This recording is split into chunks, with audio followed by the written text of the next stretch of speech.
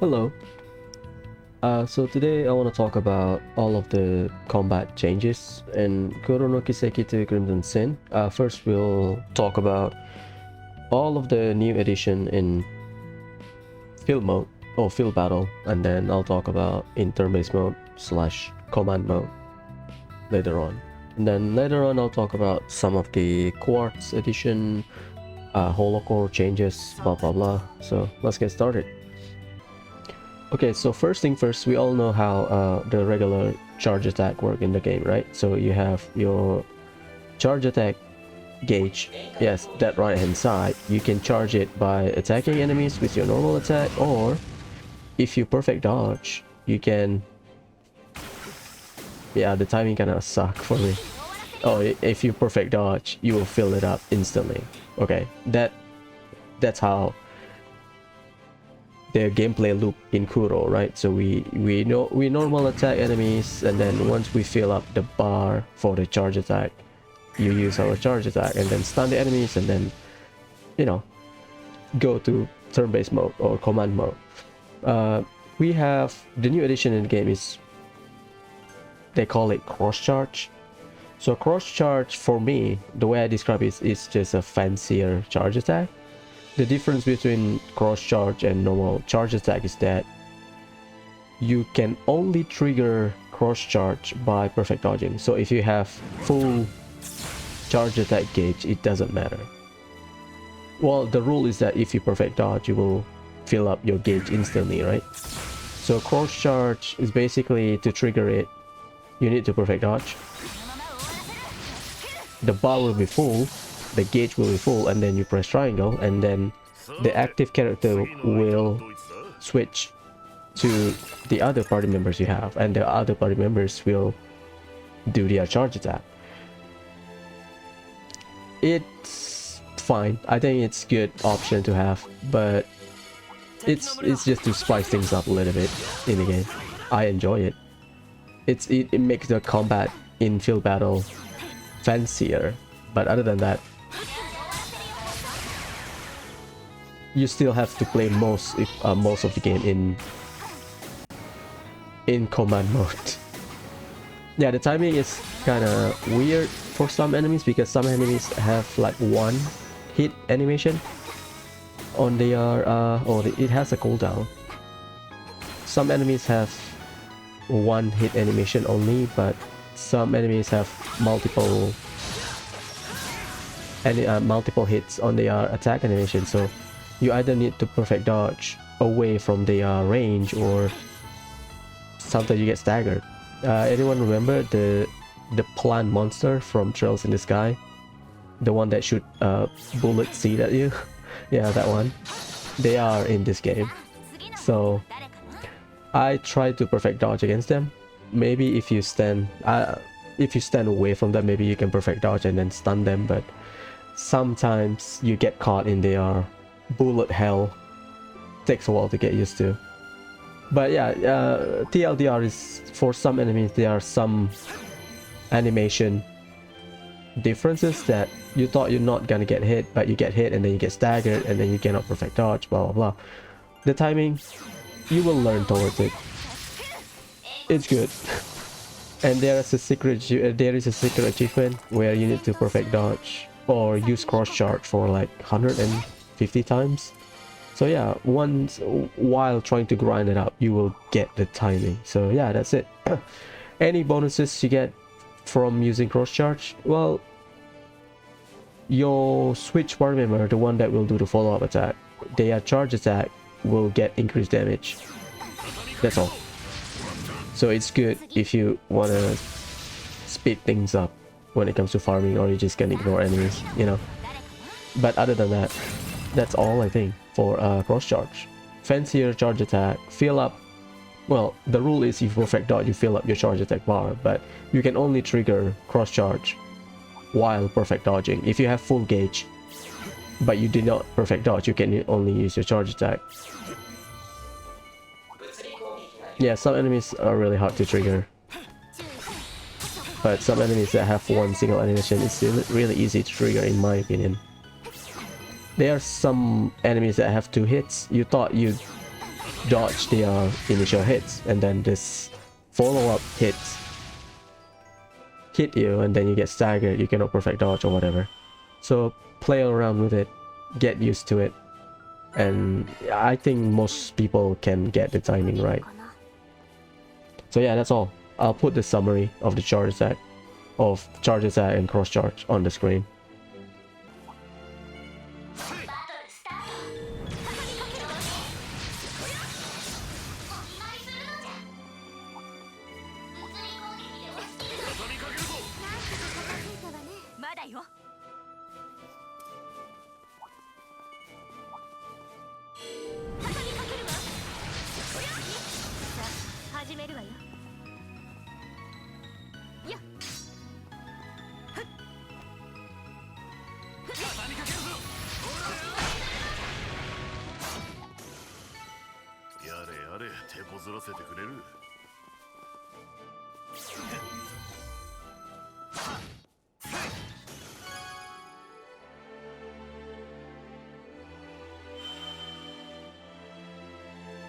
So the other addition in action mode, field battle, is quick arts.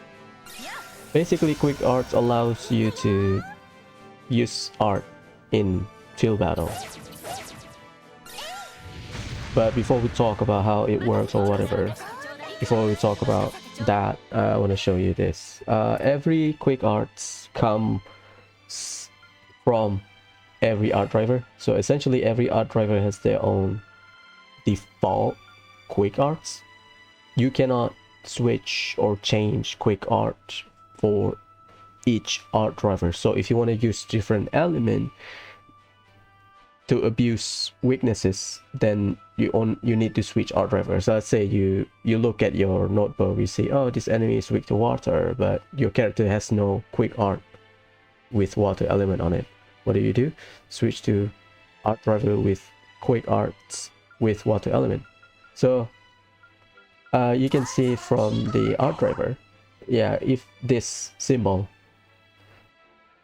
yeah, this is the indicator of what or which art is the default quick art for that specific art driver. So if this one has Argon Thorn for the Mirage Wind art driver, it's different for each art driver. This one has earth, this one has space, this one has space, this one has time. All quick arts are essentially the first tier offensive arts for each element. So for, let's say, fire, we have Firebolt. For Mirage, we have Argon Thorn, blah blah blah.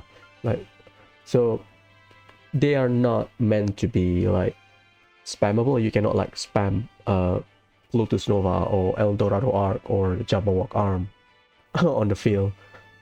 So that's essentially what quick art is. It's the first tier elemental arts that you can spam on the field to spice things up your field battle. Why they added into the game? One thing is to allow you to exploit elemental weaknesses in field battle. So okay, let's go into action. So how does quick art works? First of all, okay, quick art, you cannot spam it because it has cooldown. You can see it left hand side, the loading screen. Okay, you cannot spam it, number one. Number two, you can speed things up by normal attacking. So if you use quick art and then want to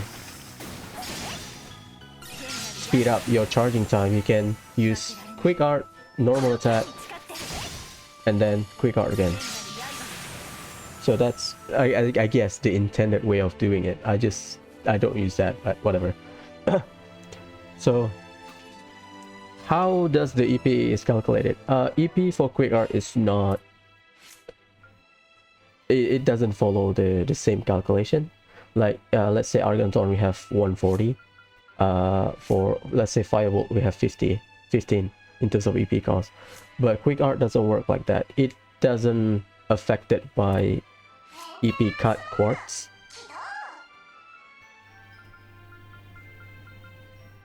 Where is it? Yeah, EP cut quartz.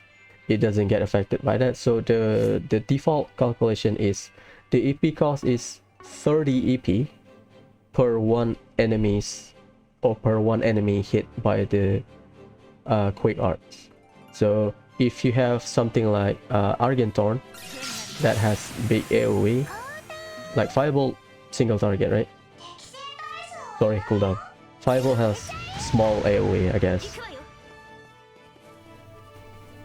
And that spear has, oh sorry, Argenthorn. The spear, let's see. I'll switch it up for you.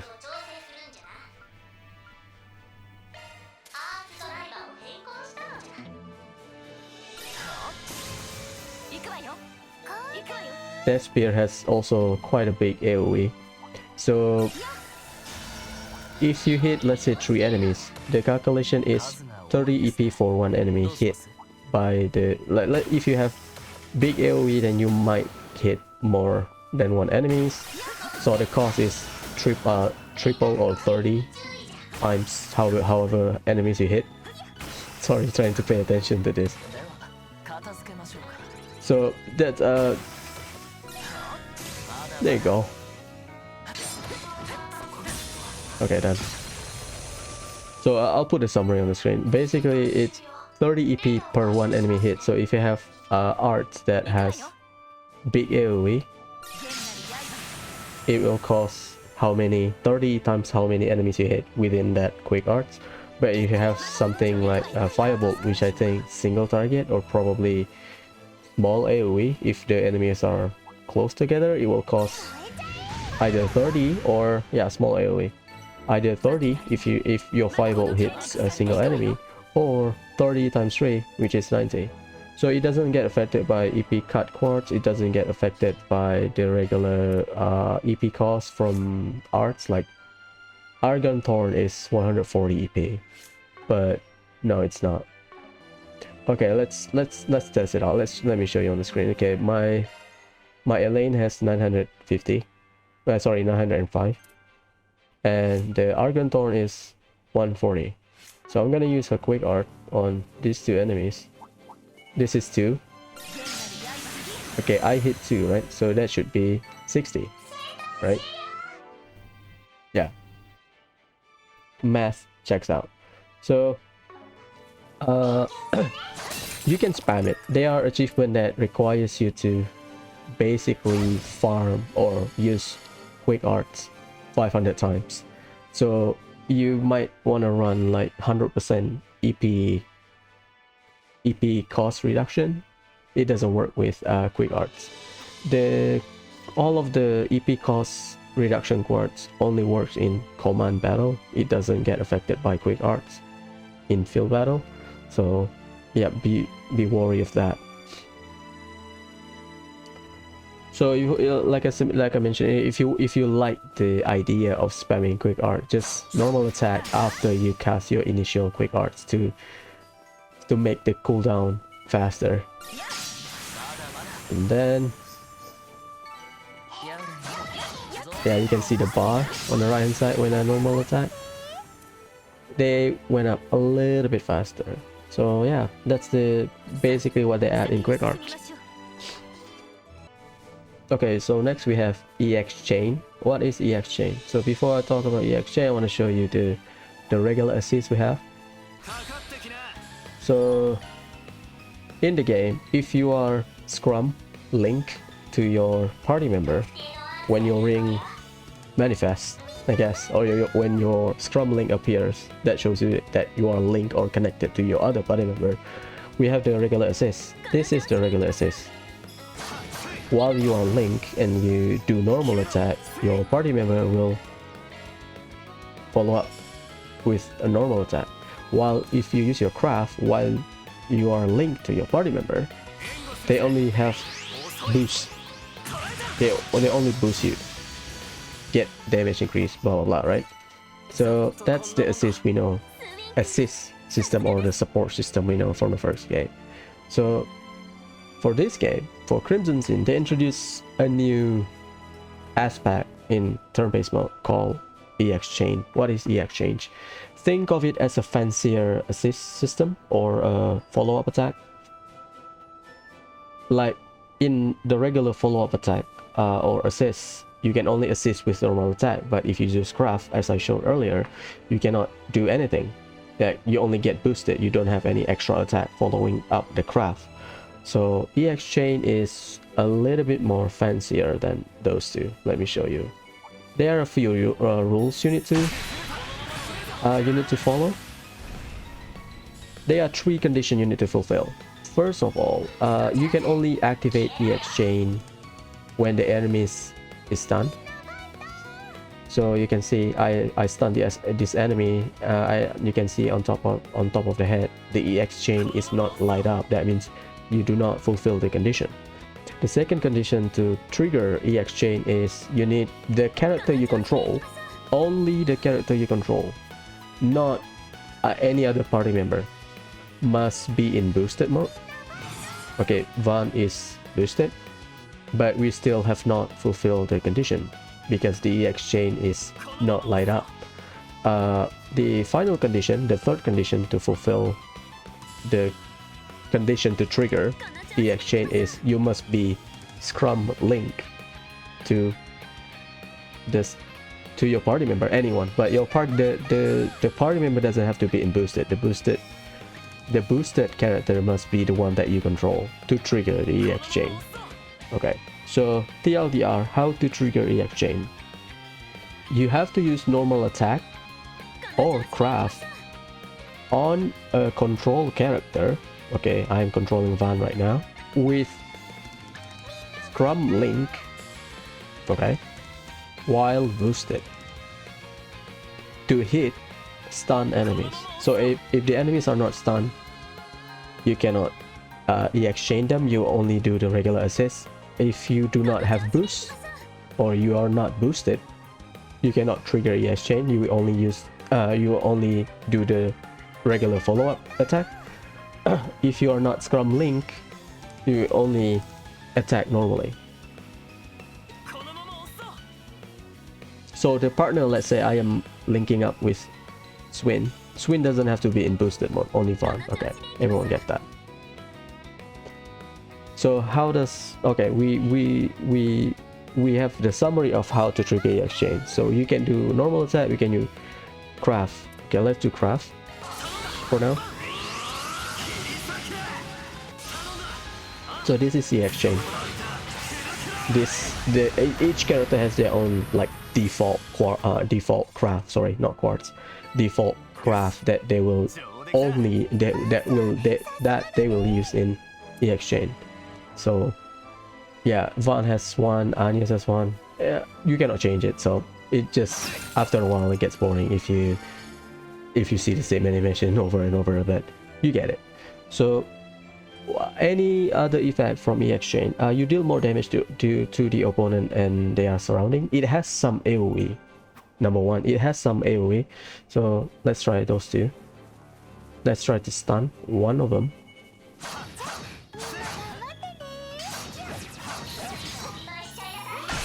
Okay, he is stunned. For this round, I'm gonna do normal attack. Okay, we are linked, we are boosted, we are hitting stun enemies, and then for this I'm not gonna use craft. I'm gonna use normal attack. Okay, look at this dude HP. He has 3000. Okay, it has some AoE, but I don't know how big the AoE is. Sometimes it hits, sometimes it doesn't. So I think it has some AoE on it. Let's see. Let's see if we can hit that guy behind it. Yeah, it does not. So the AoE is not as long as I thought. This is a bad display. I'll do it again.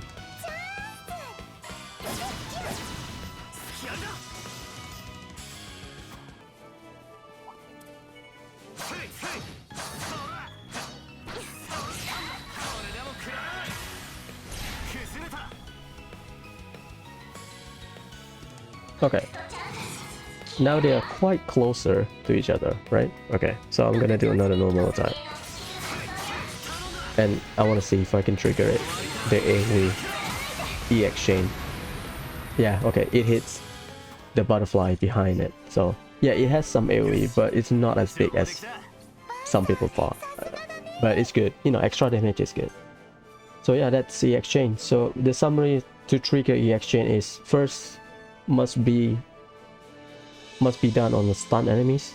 The control character must be in boost mode, level 1 minimum, doesn't have to be full boost. And you have to trigger it by using normal attack or craft while linked to a party member. Okay, everyone get that. Also, the final thing about E exchange is that you cannot trigger any of the shard skill. It's a neutral damage, that's all. Oops, sorry. Yeah, you cannot trigger any of this shard skill. It's a neutral damage. It will not apply sword breaker, shield breaker, burst gain or whatever. It will not. It's just straight up damage, nothing. So yeah, you cannot explore elemental weaknesses with that. So it's just fancier follow-up attack or fancier assist with neutral damage. That's it. No element. You cannot infuse element with it with the elemental infusion from your weapon line. So yeah, that's the exchange. Okay, now let's talk about the S-Craft change in this game. So first thing first, the S-Craft change in this game is a bit weird from, not a bit weird, it's a bit different from Kuro. In Kuro, you can double cast S-Craft. Basically, let's say I use Vandalize Raid, right, S-Break. I can use Van S-Break 1 and then follow after that S-Break through straight away. But in this game, they don't let you that. They don't let you do that. So in what are the restriction of S-Craft or S-Break in Crimson Sin? It's only one S-Craft per character per full boost. Okay, let me show you something. Okay, we have Celis here. Celis is I'm gonna show it with Celis. Okay, look at Celis' face. I'm gonna show you her S-Craft. I will press this. Okay, I will have this screen. You can see the recast after she's done with casting her S-Craft. Okay, after S-Craft, you can see the recast text. Recast means you have to wait for the character current full boost to expire in order for you to use, in this case Celis, in order for Celis to use another S-Craft. So if you want Celis, or if I want Celis to use her S-Craft again in one battle, not like 2-3 consecutive battle, for one battle, I have to wait 3 turns, because 3 turns is the number of turns required for full boost. Full boost means 2 boost gauge bar to expire. So yeah, you cannot spam it back to back. In my opinion, I think it's possible to spam 2 S-Craft back to back with 2 different characters. The issue is that you need, number 1, a lot of enemies, more probably 6 to 10 enemies in like one battle, number 1. Number 2 is you need to make sure that, let's say I want to use Celis and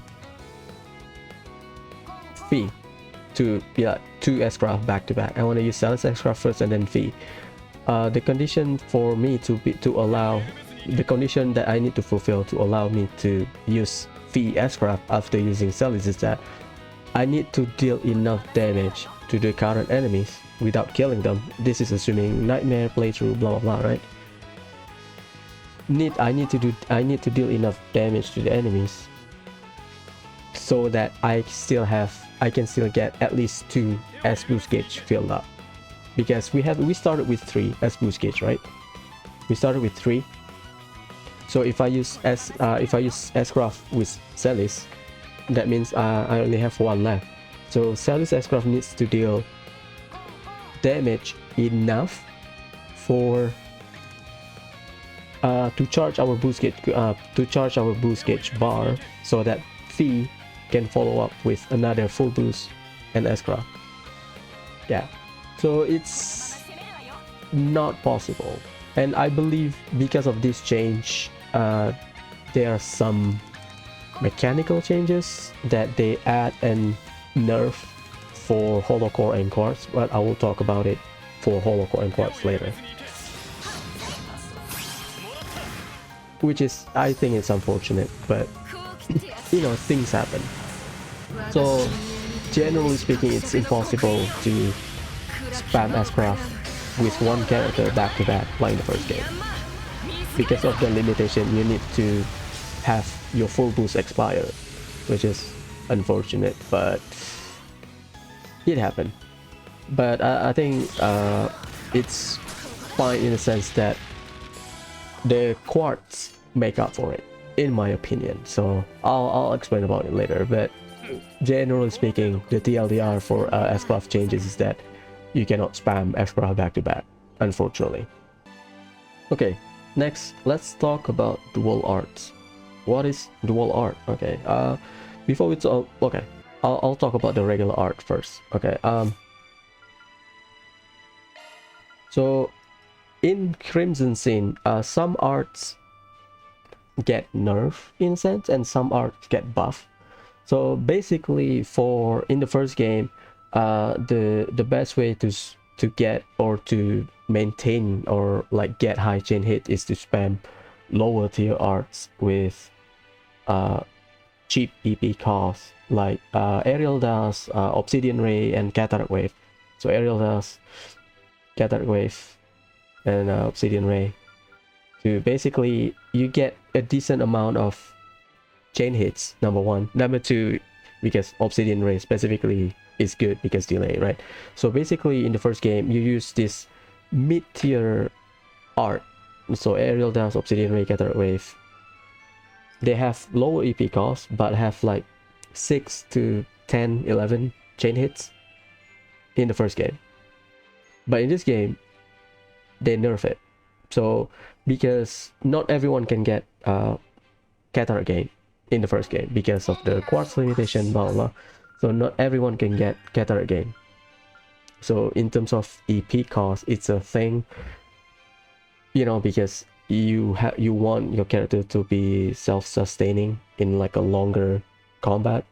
So Aerial Dust, Obsidian Ray, Cataract Wave are all like good addition because you can spam lower tier arts and at the same time manage to make sure that okay, I have enough EP for if this battle goes on longer.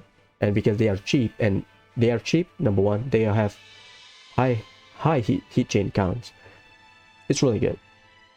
But they change it in this game. The regular buff that we've seen is that I've seen is that all higher tier arts, let's say Plutus Nova, Jabberwock Arm, so Jabberwock Arm, Plutus Nova, Eldorado Art, all of the highest tier art for each element, they all got, most of them got like buff in the sense that they have more chain hits than their counterpart in Kuro. So the game kind of don't expect, but the game kind of encourage you if you don't want to use lost art. Oh, sorry, it's not lost art, it's dual art. If you don't want to use dual art, then you can still stick to the basic and, you know, still get some return out of it because they deal more damage and they have decent chain hits count. I made a compilation of each art buff, nerf, all the changes. Check it out. So what are dual arts? So dual arts are basically a set of art plugin. They are a plugin, so singular. You can switch them around with two arts. So basically dual arts are arts with two attributes, two elemental attributes. So when you attack, because let's say the best one in the game is this one, Ceres Phantasma. Ceres Phantasma has Mirage and Water. So the rule of dual art is that when you attack, if let's say the enemy is weak to water, right? So Ceres Phantasma has Mirage and Water. It will calculate water. It will calculate water first.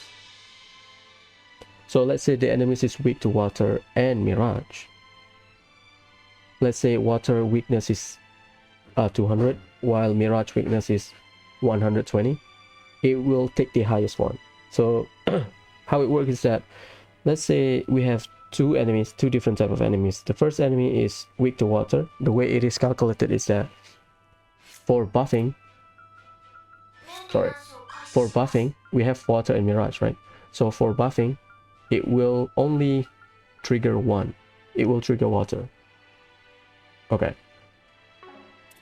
For the second type of enemy, they both that specific enemy is weak to both water and mirage.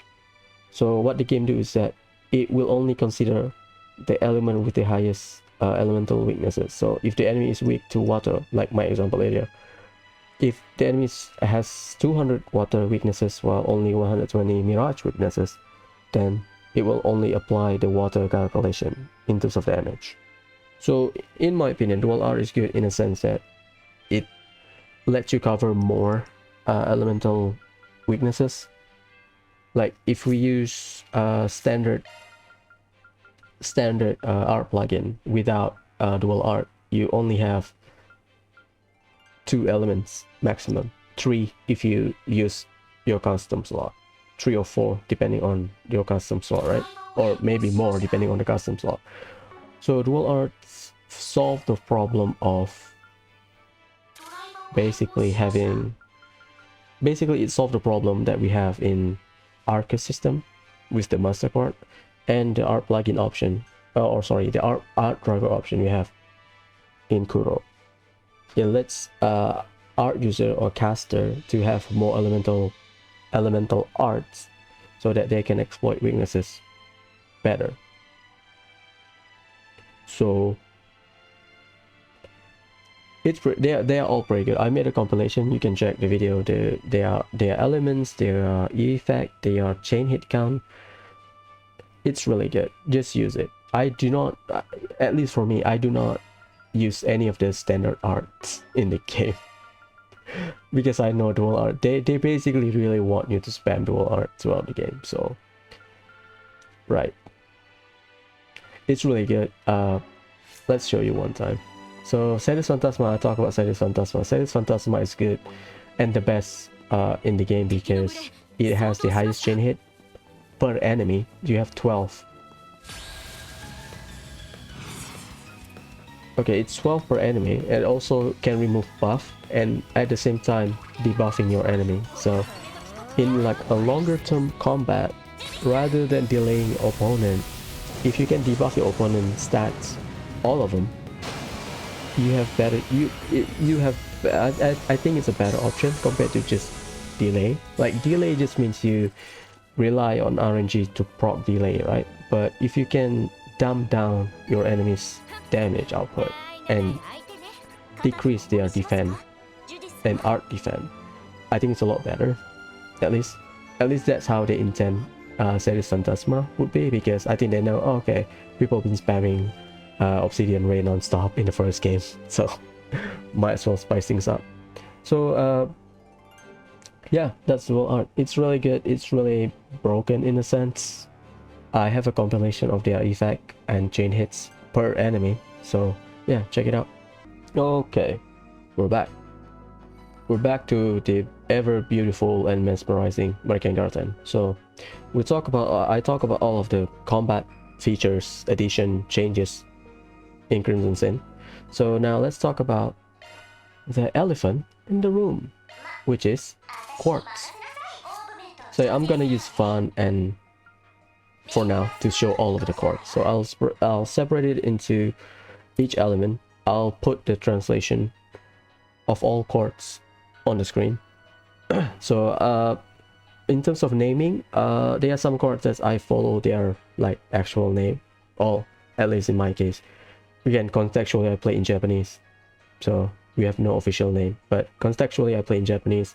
For naming I use the regular names that we are accustomed to the localization version, but for some quartz, because their names kind of wonky on Google Translate, so I just use the appropriate name so that for people that look at this video, they can get the rough idea of what the quartz effect, rather than just, you know, keep looking at spreadsheets or whatever. So yeah, let's start. We have Earth. We have defend 1 2 3. We have EP 1 2 3 standard, give you give you defend increase and EP increase. And then we have Ember Gem, which is the new addition in this game. What is Ember Gem? Ember Gem essentially combine both EP and defend. So it's really good. I'll talk about the logic behind it, but essentially it combines both defend and EP. It doesn't increase the volume, it doesn't increase the amount of EP or defend that you get, but it just combines it into two. It combines 2 quartz into 1 quartz, which is good in the sense that it will save you some space for your Zypher. Okay, and then we have Corrosion Blade 1 and 2. I'll put the effect on the screen. Basically, you have some chance to inflict corrosion when you normal attack craft. And then we have the bell, the elemental bell. It's not the actual name in Japanese. Again, it's not the actual name. I use Google Translate. It's kind of weird, so I just call it Earth Bell because most people can know. Oh, Earth Bell. It will reduce your delay after using Earth Art by whatever percent, right? And then we have I call this Earth Ring. Again, not the actual name because the Japanese translation kind of wonky, but you get it. This is called the Earth Ring. Basically, it gives you defend and art defend increase when you are in a pinch. So if you have low HP critical, you will get some defend art defend increase. Okay, let's talk about the premium quartz. I'll put the star on the premium or rare quartz that you can synthesize at the shop. So those the name with the stars are the one that you can synthesize from the shop. So essentially you have unlimited amount. So the first premium quartz we have is earlier Ember Gem. It gives you defense and EP. The second premium quartz we have Septium Vein 1 and 2. Again, not the actual name. Basically, whenever you kill enemies that are equipped with this, whenever the wearer of these quartz kill enemies, you get some extra sapis, which is good for grinding. And then we have Talos. Talos damage dealt to stun enemies plus 50%. I have some line of thinking about this. The thing about stun in Crimson Sin and Kuro, the thing about stun system in Kuro in Calvard game essentially is that we don't have like an indicator of how many damage you dealt, how much damage you dealt, because I showed in like Kuro tutorial guide, whatever you want to call it, I showed the example. Basically your base stun value or your base modifier for your stun damage is affected by the difficulty. If you play on easy, you will deal more stun damage. If you play on nightmare, you will deal less stun damage. And I'm jumping up a little bit here, but we have stun quartz. I did some testing. Stun quartz doesn't affect field battle. It only affects command mode. It doesn't affect action mode. So it doesn't affect field battle. It only affects command mode, which is unfortunate. But I understand why. Because if you have 60%, 40%, you basically have and 20%, you basically have 120% increase of stun damage. So I guess they balance it out just for command mode, because that's like the main combat mode that people should play most of the time. So I can understand that. So for Talos, for me personally, I don't know its own value, because stun damage is good generally speaking, but it is not as exploitable like in Cold Steel 3, like the break system in Cold Steel 3.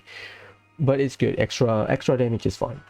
It's just that I don't know on higher difficulty on how viable that is, because in Cold Steel 3, 4, and then Trails into Reverie / Hajimari no Kiseki. We know there are another bar, a break bar under the character's HP. Sometimes characters have more or less the same amount of HP and break bar. Some characters have double the break bar compared to the HP, blah blah blah, right? So in this game, the stun values or the stun bar is invincible, not invisible. It is shown, but in percentage. So we don't know the actual value, how the calculation. I asked a modder from the first game that looked into the game files. They said no, like indicator. So I did my test. Stun base value only affected by your difficulty. So if you play again in action mode, in command mode, I cannot tell, unfortunately. There's so many things happening that I cannot tell, unfortunately.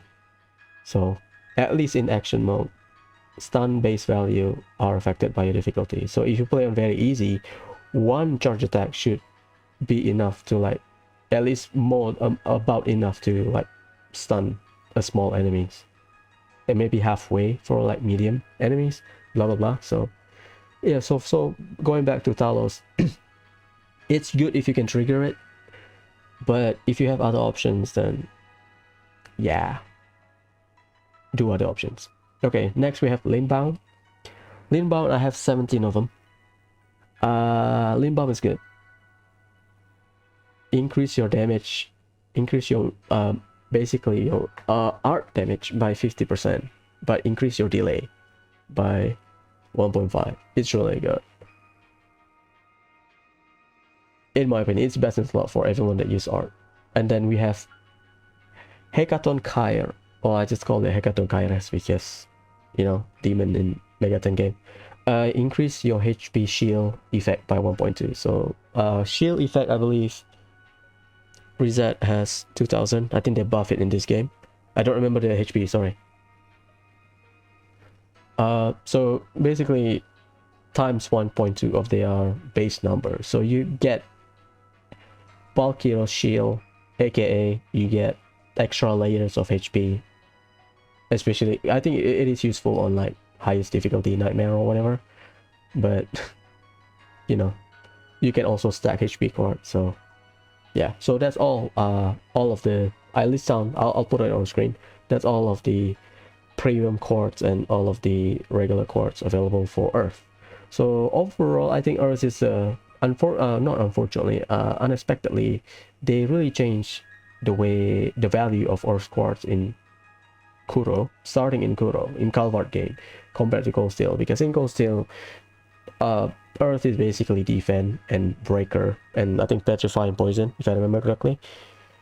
They changed the value of Earth quartz because I think Earth as an element in terms of, you know, all of the good quartz you can use, they all, most of them are, or at least some of them are pretty good, and in my opinion, some of them are like best in slot. So Earth kind of get a buff from their reputation in Cold Steel, which is fine, but again, they can switch around, you know, the value, whatever, or the effect you get from Earth quartz. So well, whatever. Okay, next. So next we have water. Water, like Earth, Earth offers you defense, defense and AP. Water offers you HP and art defense and some support quartz. Okay, let's start from the top to bottom. We have HP 1 to 3. We have magic resistance 1 to 3. It gives you art defense and magic evasion. The magic evasion is no longer invincible. Like you can see, we have perfect dodge on the right hand screen. You can see we have physical dodge, we have magic dodge. Like in Cold Steel game, Hajimari, you can stack and you can see dodge has dodge only. Because I believe some quartz or some master quartz has that gives you magic dodge, but we don't know if you can stack it 100%. At least I never bother with it because most attacks are physical. So I'm not sure if the magic refers to art or the magic refers to the split between physical craft and physical and magical craft. I don't know, never tested out, never bother it. It's pretty good, but I never bothered to use it. I just have a lot because I got it from like drops or some stuff. Okay, and then we have blue pearl, just like amber gem. Again, the name is not accurate. Again, Google Translate name. We have blue pearl, which is the combination of the highest tier HP quartz and the highest tier magic resistance quartz. Okay, and then we have water bell, reduced delay. Sorry, first we have water sword or freezing blade. You have certain chance to freeze enemies when you use normal attack craft. We have water bell essentially, and then we have watering. So watering is kind of, I don't know. Watering when lets you recover HP when you are in a pinch. I don't find the ring quartz useful for me. There are some that are useful, but in earth, and at least in earth, that gives you defense or defense, and watering, which is gives you HP, not as good in my opinion. Again, it's preference, whatever. Okay, then we have breath and affection. Breath and affection, double star. They are synthesizable at your regular shop. You don't need your material nor black steel ball, the Zemurian or the astral steel to craft them, so you can synthesize them from Sepith. Essentially what they did is your recovery art effect increase. So for breath, you will increase your recovery art effect by 50%, so you heal with art 50% more. Affection, you heal with art 70% more. And then let's talk about 3 of the best quartz in the game. First we have Lorelei. Lorelei gives you 50% chance to crit with art. I have some question about this quartz. Not question, I have some, not issue. I have some things that I need to clarify. I don't know if the 50% chance to crit is like a flat number, or it is getting added to your base crit. So okay, I need to show example. Let's say, okay, where is it? Ania's, where are your Lorelei core? Okay, look at my Ania stats. Okay, she has 53% base crit rate from stats, from weapon, from submodule, from quartz. She has 53%. I also equip her with Lorelei. So I don't know if that 50% from Lorelei is just every time you cast art you have 50% chance to crit or not, or it is getting added to the base crit rate. So in Arnia's case, if it is added, then she will have 103. But based on just general observation, my art user, all of my art user, they all have decent crit rate, base crit rate. With Lorelei, I think most, if not all of them, crit, because some of them do not reach 100%, you know, with both Lorelei and their base crit rate. So maybe it is added, but because it is conditional, because you only crit with art, it doesn't get added into the base stats. So it's an invisible stats where if you cast art, if you use art, and then the 50% will get added to your base crit or something. I don't know. Maybe it is like that. Again, that's just my speculation. But with Lorelei and like a, let's say, I guess 30% base crit, you can crit most, if not all the time. Okay, let's continue. Lorelei, really, really good. And then we have Volglyph. Volglyph is amazing. So Volglyph increase your magic damage as your, if you have full HP. So if you have full HP, you get up to 50% magic damage increase. So the lower your HP, the lower your damage increase you get. So Volglyph is really good, like, because here's the thing about Kiseki game. Kiseki game is not as bullshit as Megaten game. Like in previous games, in previous series, we have Cold Steel, right? Some people, while they build, they question the value of Domination Quartz because you deal like a big damage at the start of battle, right? Kiseki is not as bullshit as Megaten in a sense that it doesn't. Megaten bosses usually at like 5%, 10%, 20% HP. They will use Mediarahan, Diarahan to heal full. So if you chip down their HP, blah blah blah, they will heal full and then you have to do it again. We don't have that in Kiseki game. At least the one that I remember of. So in my opinion, Kiseki game is all about being foot forward, front loaded, you know. If you deal more damage at the start of combat, which is for Volglyph, it is the start of combat kind of quartz in a sense, because if you have full HP, you get the all 50% damage increase, right? So for Kiseki, I think it's all about offense. Maybe that's why people complain, oh, the game is too easy, blah blah blah. But just talking about from quartz perspective, well, Volglyph, in my opinion, is a good quartz because front-loaded damage, you know. So Volglyph, one of the with Linbaum as well, best in slot, so you get like 100%. Yeah, Linbaum, the requirement is delay, increase your delay. Volglyph HP, so if you can, I think most people can do that. Most people prefer Linbaum and Volglyph together. So if we can maintain that, if you can maintain that HP threshold and have enough speed so that your art user are not as low, pretty good. I had fun with it. The final one for quartz we have for water quartz is Oceanos.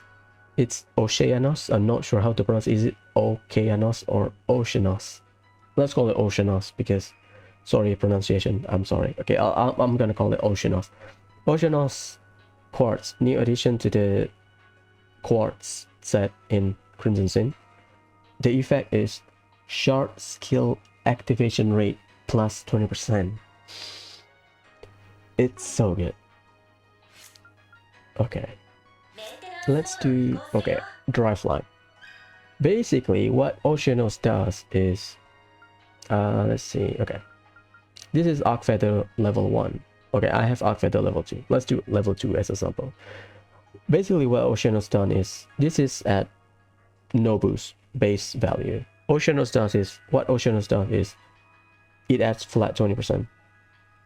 So for, let's say, Arc Feather 2, you have 50% base.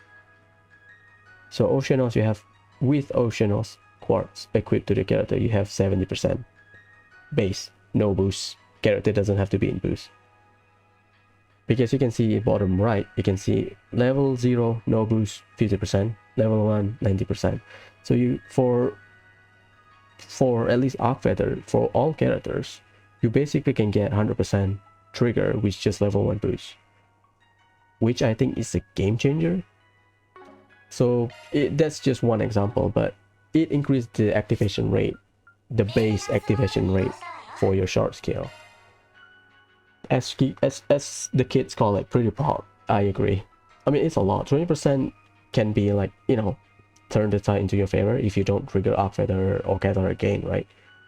So in my opinion, it's pretty good. At least in Kuro and in the early game of Crimson Sin, I kind of struggle with Arc Feather, Gather again, because for Gather again, especially for someone like Judith that I use with Lorraine, Holow Core, if I don't get the refund, I am out. If I don't get refund of the my EP refund, I'm out, because I tried to build her as a self-sustaining nuker. I cannot do it because she is out of EP. So having Oceanos quartz really helps. Game changer. Love this quartz. Okay. Next, let's move to fire quartz. Fire. Okay, I talk about HP. Okay. Like sorry, before we move to fire, best in slot, for most, if not all art user. For for Earth Quartz, some of them are pretty good. Water Quartz, really good. I'll talk about build later, but essentially the way damage calculation work in this game is that shield adds a flat amount of HP to your character HP. So let's say my Van has 10,000 HP. Reset's shield has 2k HP, 2000 HP, and the boss Ascroft deal 11,000 damage. My Van will survive with 1000 damage because it will subtract the shield HP first and then subtract the character HP. That's the layman's term for the calculation, right? So in my opinion, I found a new appreciation for Water Quartz, because in Cold Steel game, Water Quartz, in my opinion, are the weakest. You get freeze and HP, but you're not gonna run HP because you only have like 7 slots. So for, let's say for Laura has 2 water slot, if I remember correctly, on her Arcus. Yeah, not good. You can equip Seryu, the one that gives you chance to freeze or mute, if I remember correctly. Yeah, but that's it. That's the one of the quartz that gives you the highest strength for Water Quartz. And then I'm just stuck with like frozen freeze 2 or something. So I found a new appreciation because they changed the calculation of how the shield works, and also because they introduced a lot of this, like this tree bottom here, this bottom tree, really good quartz. Okay, sorry about that. Okay, let's go to fire. Fire quartz, very offensive. More generally speaking, it gives you a lot of, for physical attacker, it gives you strength, gives you stun damage. Okay, let's start. So for the first line, we have strength 1 2 3, and then we have destruction 1 2 3. Destruction is basically the stun quartz.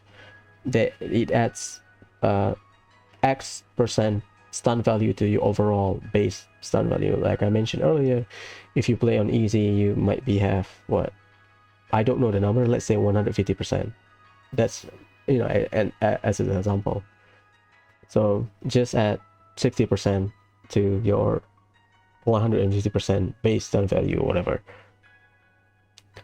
Yeah, it's for, I think for all of the fire quartz, they're all for most physical attacker. Maybe the stun you can use on like art user, but yeah, let's continue. Okay, we have destruction 1 2 3, we have strength 1 2 3, and then we have crimson gem. Combine destruction 3 plus attack 3, you get some strength, we get some stun value. Perfect. Then you have burning blade, so you can burn your enemies while using normal attack and craft. And then we have fire bell 1 2, and then we have firing. In my opinion, firing complements Aaron's kit perfectly. Basically, you get, when your character in low HP, when your character in a pinch, you get strength increase. It's complementary to his, and complementary and it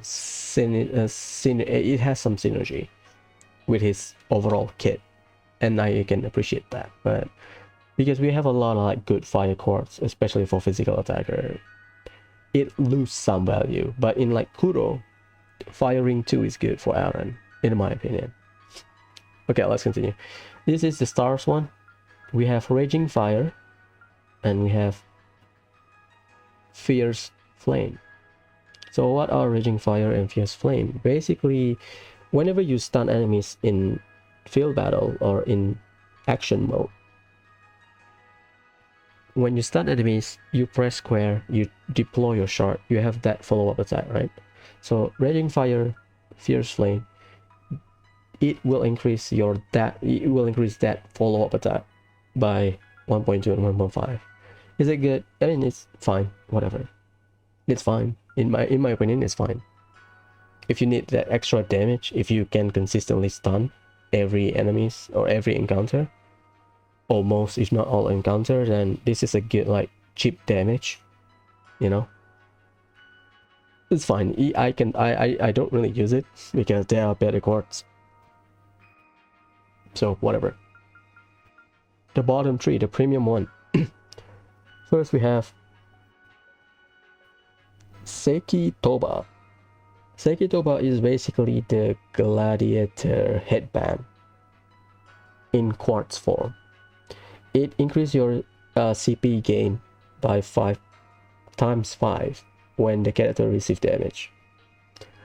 5 CP, 5 times CP gain, really good, especially in like a big boss battle where the boss usually most if not all the time can hit all of your character, and obviously you want to use shield on your character because if you don't use shield you might get one shot, but 5 times CP gain, it's really good. It's a gladiator headband because you're gonna take damage anyway, especially for like longer boss battle, so might as well use it. Next we have Agnagarn. So Agnagarn is basically the Volglyph but physical. Volglyph increase your magic damage if you have full HP. So Agnagarn increase your magic damage up. Agnagarn increase your physical damage at max 50% if you have full HP. So if you have less than 50%, it will go down, right? It's really good. Again, it's Volglyph but physical. Amazing. Love it. And then the new quartz get added to the inventory in this game. We have Fafnir. So I talked about S-Craft earlier. I talked about the changes, boost gauge, whatever. This is one of the changes that I think they try to balance out as break.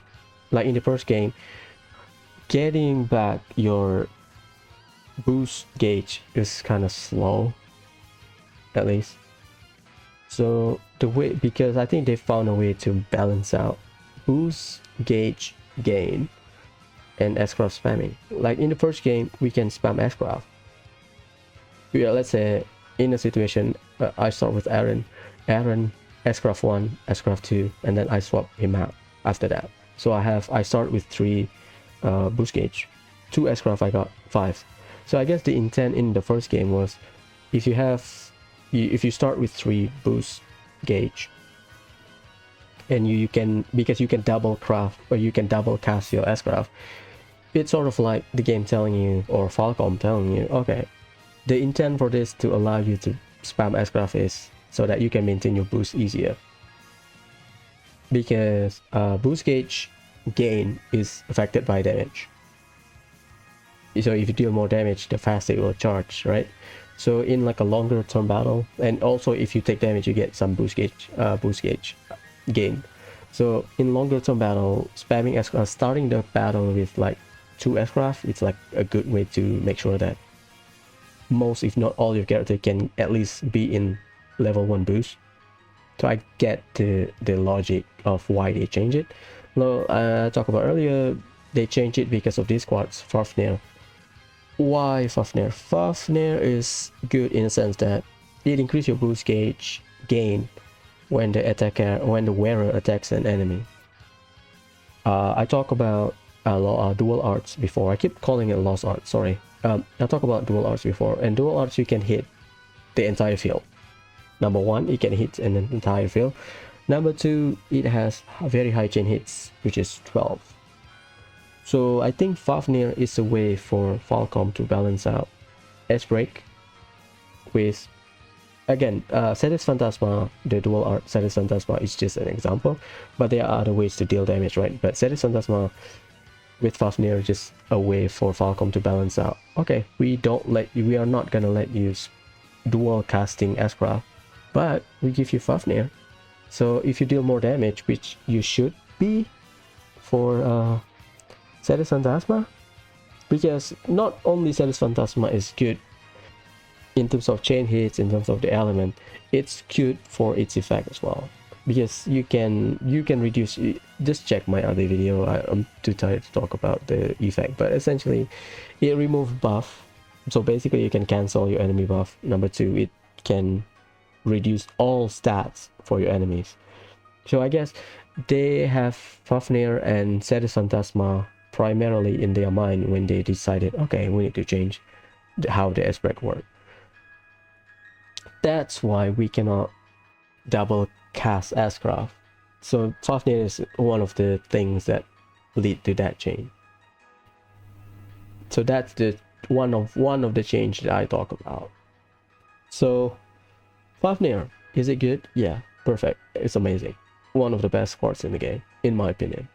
Because if you can maintain your boost gauge with just 3 starting boost gauge, assuming, let's say, a long battle, I don't use my S-Craft. Let's say a final boss, I don't use my S-Craft. With that 3 boost gauge, with Fafnir, I can, you know, switch around my party member who will get the full boost, who will get the level 1 boost, blah blah blah. So in my opinion, I think it's good. Okay, so overall review of Fire Element and Quartz, I think they are good. Very offensive for physical attacker primarily, but for Fafnir and Sekitoba, they're all good for every character, because you want that CP increase when you receive damage, which you will do, because shield will make you take damage. You don't have the immunity anymore. And Fafnir, when you attack enemy, which you're gonna do anyway. So the Crimson Gem, in my opinion, I use it on everyone because of the stun. Again, I don't know how stun works. I don't know. I'm not sure about it. So yeah, I just copium, just put Crimson Gem because of the stun. Anyway, whatever. Okay, next, Win. Win, I think one of I think in terms of what it offer, Win, at least you will use 1 quartz, which is the crit rate quartz. I don't know the name. I think the name is like destruction or critical or whatever, but I just call it crit rate. At least for every character, you kind of want to use 1 Win quartz. So at least Win quartz has some value, because the others are like situational. But let's talk about it. We have evasion 1 to 3. We have crit rate 1 to 3. You know, straightforward. And then we have sealing, and then we have not sealing blade, sorry, we have emerald gem, which is a combination of crit rate 3 plus dodge 3. Perfect. And then we have sealing blade 1 and 2. We have wind bell 1 and 2. We have wind ring 1 and 2. What are wind ring? What are wind rings? Wind rings give you insight when you have low HP. Is it good? It's RNG. Insight give you dodge, but it's not 100%. At least, assuming insight, it's the same insight that works in Cold Steel. So, unless they change how insight works. No, now it's 100%. But Wind Ring, situational. If you like it, use it. I don't find values in it because I prefer a straightforward build. I like consistency in my build. Like gimmicky build, I like it as well, but like I build a character like straightforward in all combat situation, not just one particular combat. That's how I did it, but you know, whatever. Let's talk about dodge first. I talk about this in my other, the Kuro tutorial guide or whatever. I talk about dodging while I was while I was talking about the Holow Core that gives you dodge.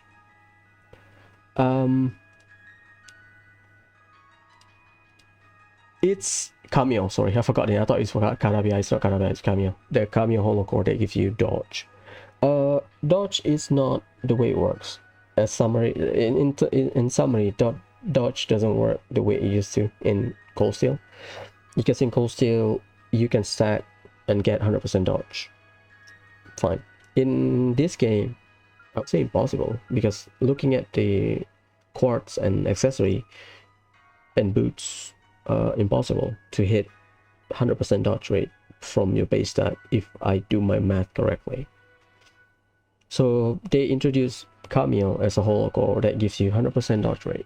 So the thing about dodging in Kuro in Calvart game is that you can build dodge tank. It's just that you need to trigger it. So you need to control the character, trigger your boost, and then they can dodge reliably. Not as good. I'll talk about it when I'll explain more about it when I talk about Cameo, but that's essentially it. They are not as reliable because you need to be activated, quote unquote, in order to dodge. So yeah, not as good. So same with Insight. Whatever. Insight not good. Because it's at lower HP, right? You almost die and then you get the Insight buff, so in my opinion, not as reliable, but hey, whatever.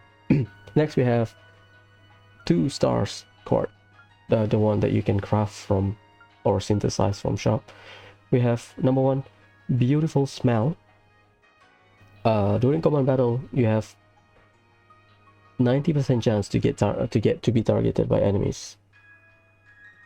Only good on Van, maybe Aaron, because you want Aaron to be at low HP so that he can get his buff. But other than that, situational at best. Maybe you have like a gimmicky build, like a tank that can regen HP every turn. Maybe you can do that. It has some use, but like if you want to play straightforward, I think it's fine because Van can aggro with coin bullet, so you don't really need indomitable. You don't really need beautiful smell. Next we have Indomitable, the new addition to, I believe it's a new addition to the inventory. We have Indomitable. Increase your dodge, physical dodge, by 10% if you have 50% HP or less. Situational, but I think it fits well with Aaron because you want him to have to be at low HP, so situational. But it has some use. And then we have Sprite. Sprite is essentially the Mobius Master Quartz, but in quartz form. Essentially increase your item range by 10 meter. So if you can, because you can see the AoE around the character if you want to try to use item on them in battle. So Sprite just increase the range. No more Chrono Burst Mobius spam, unfortunately, but hey, it's good. It's situational. Or if you want to do like a gimmicky buff with food kind of run, then you can do that. Next we have the 2 best quartz. We have first one, you have Haze Rune. Haze Rune increase the crit damage of normal attack or craft by 100%. Yeah, your crit damage times 100%, so basically a lot. Because you can crit easily, because they changed some of the Holow Core buff, which I will talk about it after this, but essentially they change, so you can get access 100% crit, believe it or not. And in the first game I did manage to get Aaron with 100% crit. Perfect, no boost, whatever, straight up 100% crit straight away. In this game you don't get a lot of crit rate from accessories, but because they changed the Holow Core gives you a lot of crit rate, surprisingly. So with Quartz and then Holow Core, I think most if not all characters can hit excess of 100% crit rate. So if you have physical attacker, this is physical attacker only, so for Haze Rune, because it's normal and normal attack and craft. So yeah, you can fulfill the condition quite easily and get the buff all the time, so don't worry about it. So Haze Rune, best in slot for all physical attacker. And then sorry about the pronunciation, Quetzalcoatl, I think that's how you pronounce it. New addition to the inventory or to the quartz set in Crimson Sim. Evasion rate 100% while casting art. Is it good? Is it bad? It's really good. Situational, but it's really good if you are facing enemies that can impede you. while you are casting. Well, because let's face it, we have Lin bound, you know, and some characters are not as fast because Lin bound gives you delay, right? Yeah, increase your delay. So because of that, some characters might not be as fast. So Quetzalcoatl lets your art user cast their art in peace. They cannot get impeded. I tried it. I there's a floor that I think floor 13 or 14 in American Garden. There's a lot of robot in there, automatons, archaism in there. They can cancel you while you're casting your art. They can impede you. So this card is, in my opinion, good option if you get annoyed by it. So overall, wind quartz mixed bag. They are good because you get crit, and it's good because it's balanced out between the niche for physical attacker and the niche for art user. But yeah, the other cards kind of mixed bag. Like the aggro one, I don't. The beautiful spell aggro one, situational. The indomitable, fine. Sprite is situational. I don't think I'm gonna ever spam food. Emerald gem is good because it's a stat increasing card. So yeah. So yeah, it's a mixed bag, but I think the good quartz are the good ones, and the rest are just whatever. At least that's how I see it. Yes, I'm not gonna use dodge because I think dodge is not as reliable in the game compared to cold steel. Okay, next we have time quartz. Time overall is good, speed is good, casting time reduction is good. So let's go one by one. We have action 1, 2, 3. We have cast 1, 2, 3, and then we have black gem. Again, the name is some of the names are not, you know, not accurate because I use Google Translate, but it's called black gem. It combines action 3 and casting 3 stats in one quartz. It's really good. And then we have, I would call it blind blade. So you can blind your opponent with normal attack craft. And then you have time bell, just, you know, bell, you know what it is. And then we have time ring that it grants you quick stats when you are at low HP. Quick just means you get higher speed. That's it, you become faster. Good, so that you can heal yourself, situational at times. But I don't think I've ever been in a situation. I did once or twice, but you don't plan for it, you know. Like if you get one shot by the boss, you don't really plan for it. So because at least in the way I play Kuro and Crimson Sin, you prefer to have shield all the time in like a hard battle. In the harder battles, you want to have shield all the time. So if you get one shot, or if you are in a situation where the ring quartz activate, that means something's gone wrong. At least that's how I see it. Okay, next we have the double star. This is good luck. This is red luck. It increases your item drop rate when the wearer of this quartz kills an enemy. So you have 30%, you have 50%. It's good for farming, that's all. I already did my grinding you material guide. Complementary. I explained more in that video. Next we have Rusalka. What is Rusalka? It reduces your S-craft delay by 50%. So if you spam S-craft, your delay will be reduced by half. It's good for someone like Agnes, where you want to use her as an emergency healer. It's good for physical attacker that you want to spam their craft. Again, S-craft is 100 CP in this game, so it's not like in previous game where if you have 200, you use your S-craft, it will use all 200 CP. So yeah, Rusalka, I think it's really good for physical attacker, even like healer support like Agnes. Next we have Yatagarasu.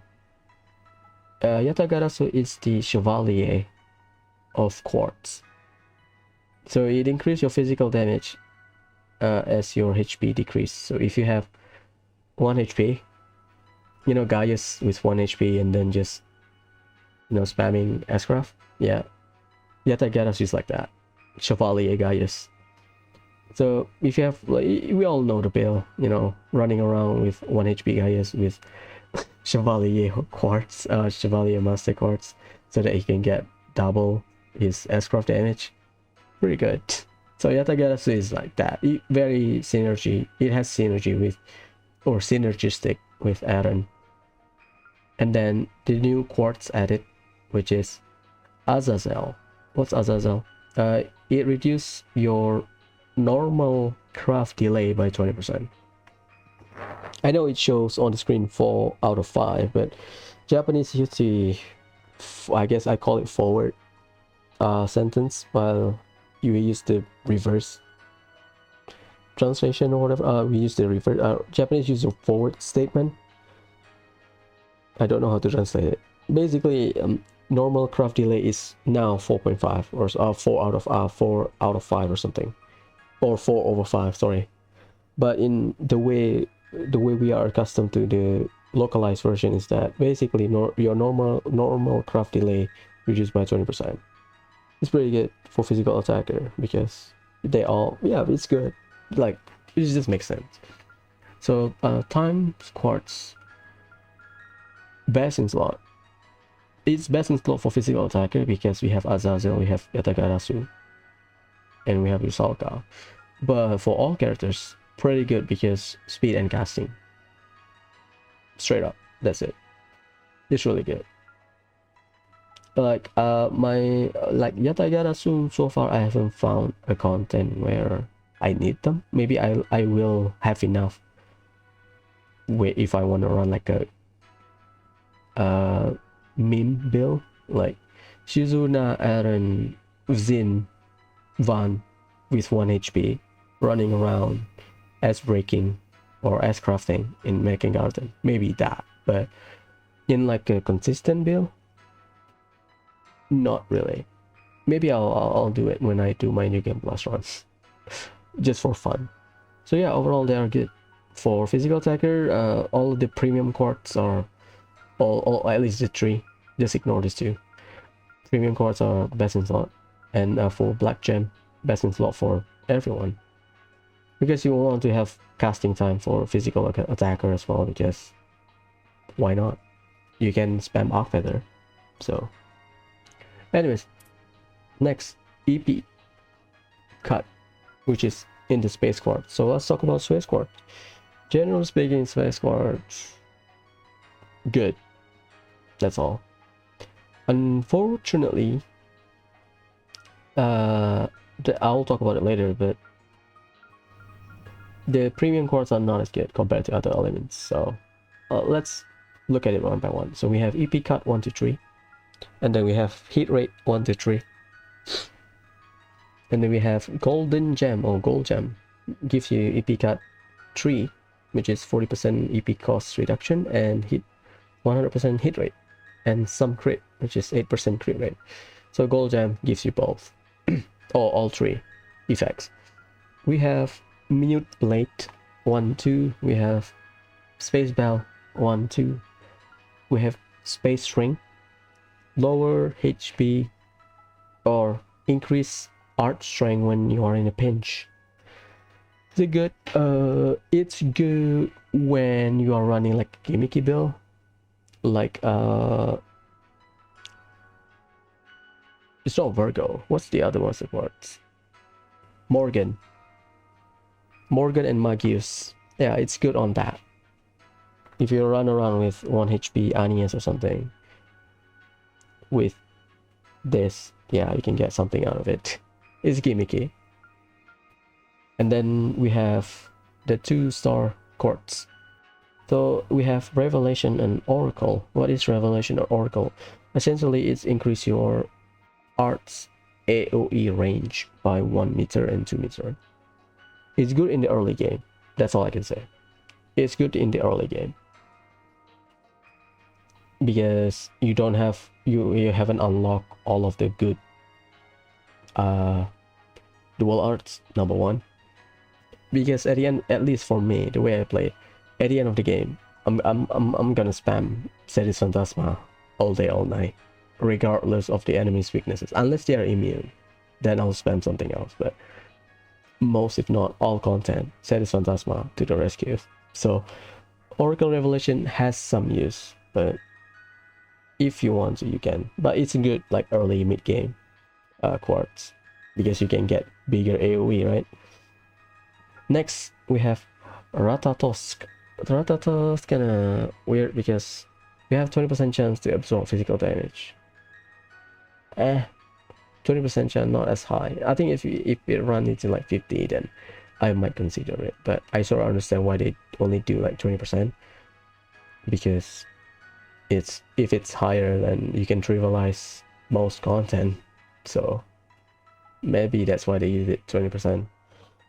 Next we have Amalthea. Amalthea is the Chevalier for magic. It's the Yatagarasu for magic. Yeah, the Morgan and the Magius in quartz. Increase your magic damage as your HP decrease up to 100%. So you can use Amalthea with your space ring and then just get the buff straight away. It's good. Situational, gimmicky, but I might use it. Okay. Next we have Hyperion, the new addition to the quartz set. What is Hyperion? Whenever a character heal an ally, you get 10 CP back. So Katoru Anies, really good. Yeah, I used this quartz on them. They are really good in my opinion. It helps with the CP cost, you know. So yeah, pretty good. But it doesn't count themselves. That's what I heard. So if Katoru and Anies heal everyone, you will only get like 30 CP max. It doesn't count towards yourself, unfortunately. So Space War, just like in previous game, just a set of support quartz. In my opinion, it's really good, but they are gimmicky at the very best. It's not as universal as time quartz, so it has some use, but I understand why. Okay, last one. We have Mirage.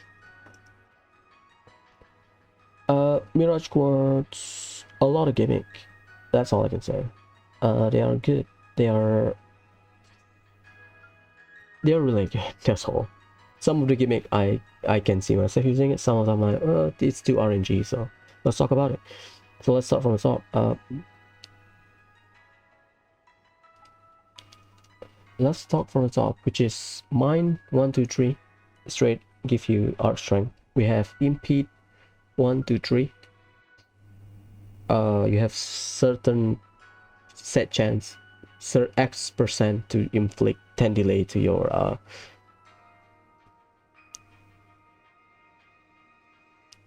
opponent. I don't know what percent it is. The 45% chance, at least for impede 3, is basically 45% chance to impede your opponent.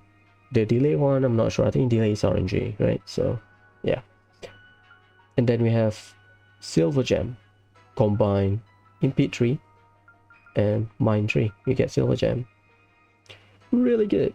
And as I talk about delay in the previous guide, in my Kuro guide, delay is really good in a sense that we thought it is applicable on normal attack craft.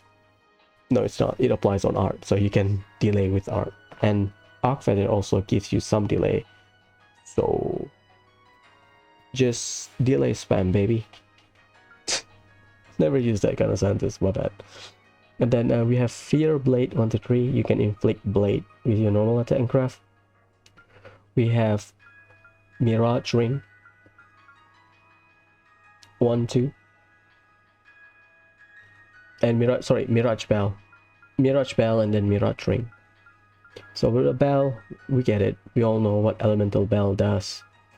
It reduces your delay after using that specific elements. It applies to Lost Art, I know that.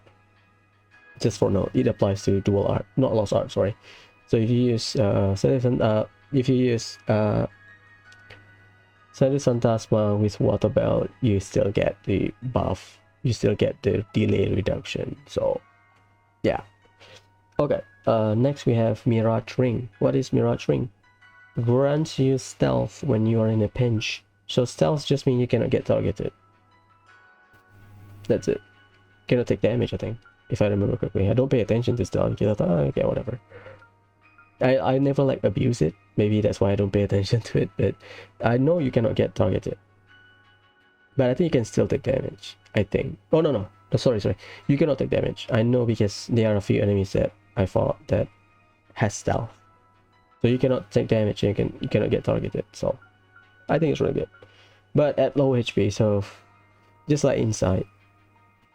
Well, stealth is like permanent, so it's not RNG like Inside, but you know, you can use recovery item or whatever, but yeah, it has its use depending on your preference. The 2-star that we have for Mirage is, I think, the best compared to other elements, the one that you can craft. The first one is Utsusemi. You have 90% chance to not get targeted during command battle. It's not stealth, but yeah, it's stealth essentially, I think. But 90% chance. It doesn't say it grants you stealth. No, it's just you have 90% chance of not getting targeted. So I guess the AI, it affects the AI rather than like stealth where you just get straight away. Okay. So Utsusemi, I would say best for like support or user, in my opinion. It's really good. If you, let's say, you use Van with 3 other characters, the 3 other characters, if you use Utsusemi, it really helps Van aggro them. That's all I can say, because Coin Bullet is RNG, and sometimes Coin Bullets got cancelled by the enemy, so it helps. And then we have Hermit. Oh, so if you don't know, Coin Bullet is the Van craft where you can... Van is a tank, essentially. He has... All of his craft has debuffing, and he has one craft where it's called Coin Bullet, where he... I mean, we all seen the video. He flick coins at enemy, and then enemy will get aggro towards him. Just really good. And then the next one, that's Utsusemi. Next one we have Hermit. Hermit, at max HP only, you get 10% crit rate during command battle. This is one of those. This is like Lorelei. It's, I guess, invisible stats. It doesn't show on your stat screen. It only works in battle. So you get 10% crit rate if you have full HP. Is it good? In a sense that it's good in mid game. Maybe you lose some of its value end game. Why? Because you get crit rate overflow. Yeah, but I think the only good things about it is that it has good elemental value for you to trigger Cataract Gain and Arc Feather. So I use some of it on my character, but not all of them. But it has some use. That's Hermit. Okay, next we have Carbuncle. Carbuncle is the magic version of Ratatos. So Ratatos, you have 20% chance to absorb physical. So Carbuncle is 20% to absorb magic damage. Is it good? Sorry, situational. Situational, because 20% it's too low, but if you find a use for it, go for it. Next, we have Hakutaku. So 80 bonus occurrence increase by 90%. Basically, for every character's turn, let's say I equipped it to 4 of my characters in combat, each character have 90% chance to get 80 bonus during their turn. Is it good? Yeah, it's really good, in my opinion. Assuming I understand the function correctly. It's really good because who doesn't want the bonus? And you have 90% chance to get the bonus? Sign me up. Next we have Tamamo. low chance of stealth when you're getting attacked. I don't know how low the chance is because the description say low chance. I never bothered to test it because I don't see myself using it, but it's situational. It's better to use Utsusemi. You have 90% chance rather than this low chance, right? So is it good? Is it bad?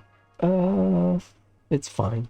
It doesn't make or break your build, at least the way I see it. It doesn't make or break your build. You have better option for for Mirage Quartz.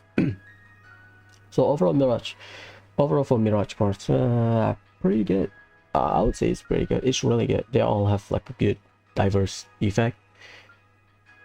I would say they are amazing, to be honest. So yeah, that's all the quartz that we have in Kuro no Kiseki to Crimson Sin. The new edition of quartz really adds value to the way you build character and the way, because you can farm your materials in Market Garden post game the way you can in Hajimari no Kiseki / Trails into Reverie post game, Cold Steel 4, Cold Steel 3. During the game, you can farm your material infinitely. So it's up to people. I understand if someone doesn't like to farm because it takes a long time. I think I took like 25-30 hours to get all of the quartz for each character. I don't farm each quartz, 17 of them. No, I don't. I pick and choose the one that I think, oh, I can use it on every character. I can use it on like some character, blah blah, right? So I make that kind of consideration before I start farming. So I farm a lot, but I sort of understand if people don't want to farm, because the rule of the thumb is you get one copy for each premium quartz. Well, aside from the 2-star one, because quote unquote, because they are synthesizable. So you get one copy of the stats quartz, the gem quartz, and then the premium 3 copies, the bottom 3 for each element. You get at least one copy of them. So I'll talk about build like later on, because after this we'll talk about Holow Core. But essentially, if you are bothered to grind because you want to have fun and min-max, then yeah, go for it. I put a video on how to grind, at least the way I did it. Again, contextually, I grind in Japanese, so there are maybe some instruction that I am missing.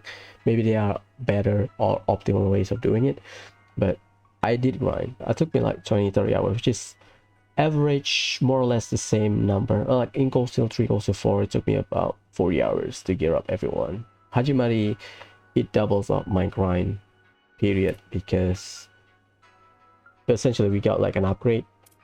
We have Mars Gem, we have True Mars Gem or something, so it doubles up my grinding period. So in this game, more or less, if you grind in Cold Steel 3 and Cold Steel 4, the roughly same amount of effort or time required to grind in this game. So if you like to min-max, go for it. So yeah, overall, I would say up to you, because I think it's worth it to grind, because for me, I don't mind the time investment. I like to min-max. But for people that don't like to grind, the game is beatable on highest difficulty. I haven't played on Nightmare, but I think it's beatable on highest difficulty with just the basic orbs, so it's fine. So we're done with Quartz. After this, we'll talk about Holow Core. Okay, let's talk about Holow Core. For Holow Core, there are a lot of changes compared to the previous game, unfortunately. So yeah, it's not good. For some Holow Core they are good. For some Holow Core it's not as good, in a sense that I think it's a nerf, but I don't want to overthink it, that's all. So let's start with Mare. We'll list down the effect. I'll talk about the effect, the Crimson Sin effect first, and then I'll show on the screen and describe it on the screen. The nerf one from the previous game, from Kuro. I'll describe Crimson Sin effect, and then I'll compare it to Kuro effect. Okay, let's talk about Mare. Mare default at level 5. Again, all of this is at level 5. We have strength increase 14%, art defense increase 28, and speed 42. Yeah, dodge and crit rate 20%, physical dodge only. We have hit rate 100%. We have stun damage increase 80%, and HP regen and AP regen 9%, 15 and 9%. Compared to the previous one from Kuro, which is they give you stats increase, lower stats increase 20%, 25%, 20%, 30% dodge, higher dodge and crit rate. But to be fair, we get a lot of like crit rate quartz. We have like 2 crit rate quartz, so I guess they try to balance it out that way. We miss out on the hit rate and magic damage, but they give us hit rate. They give us hit rate and damage to stun enemies, but they move the physical and magical damage, unfortunately. So is it good? Is it bad? I would say it's fine. But personally, I think it's fine. It's just, I think I'm not a modder. I don't know how calculation works. I mean, you can refer it online, but I think physical and magical damage works. The one that the bonus you get from Holow Core, and why they usually range around 20%. It's the way they are calculated is like the final calculation. Basically, usually strength minus defense equals to physical damage. Let's say the layman term, so that we can get the concept. So physical damage is just after strength minus defense calculation. Basically, if you want to, like, a good example would be Vida Clotilde, Brave Order in Hajimari no Kiseki, or Cold Steel 4, or now known as Trolls into Reverie. She increase your damage by 100%, if I remember correctly. Basically double your damage, something stupid like that, but it basically doubles your damage. It's really good.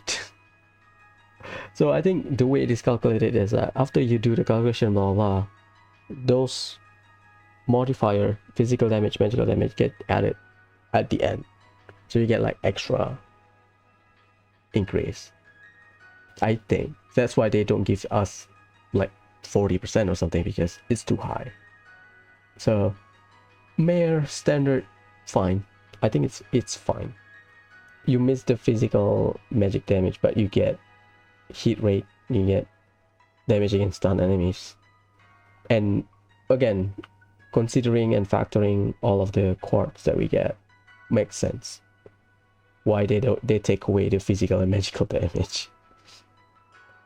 Next, we have Mare Law. This one, it gives you regen and CP. It gives you very, very high defense and art defense boost. It gives you lower strength, speed, art strength, and movement. You get dodge and magic damage absorption, plus 10% chance to absorb magic damage. I know it shows 90%, but again, Japanese description, blah blah blah. So compared to the previous Mare Law, more or less the same. Get nerf from the regen in terms of defense and art defense buff, same. Lower strength, art strength, and speed, and then they take away the physical magical damage. Makes sense, again, because we have to consider the quartz. Now we get dodge and magic absorption. Still good, but I don't use it because, as I said, like in the earlier part of the video, at least during the quartz section, Kiseki, at least as a series, is a front-loaded, at least until Cold Steel. Like Sky, pretty slow. Sky crossbow game, they are pretty slow. But Kiseki is a front-loaded game in combat. It's a front-loaded combat compared to like Mega 10, where we have to chip away the damage, or like Ancient Odyssey, where if you like exploit some stuff, the boss will change its pattern or whatever. So is it good? Yeah, it's good defensively, but offensively it's not as good as what I thought, in my opinion. Next we have Mare Gray.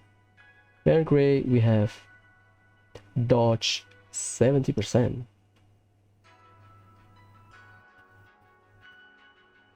Sorry, dodge 60%. my head again. Again, we get strength, art, defense. Again, a little bit more on defensive side. We have speed and movement. So Mare Gray is the dodge tank for Van, if you will. We have HP regen and counter damage. So they really take cameo Holow Core and then put it on Mare Gray. Compared to the older Mare Gray, dodge, we have strength, lower strength,